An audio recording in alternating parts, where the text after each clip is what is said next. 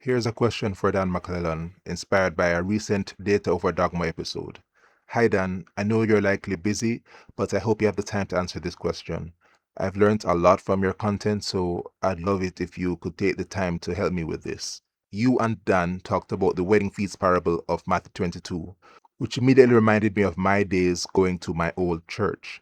They used that parable to argue that we should wear our best when attending church on Sabbath. The idea is that the man who does not wear the wedding clothes was disrespecting the king by not wearing the proper clothes. I never thought that interpretation made much sense.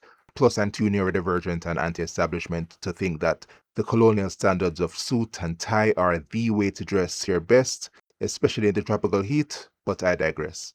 Among evangelicals, there is another interpretation, which is that the wedding clothes are basically the invitation to attend the wedding feast.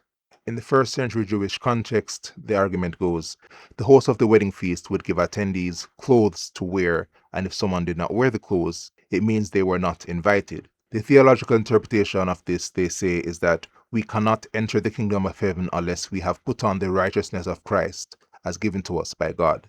So, my question is there any evidence for the practice of giving people wedding clothes in the cultural context of the time? And is that evangelical explanation a viable one? If you choose to answer, thank you very much.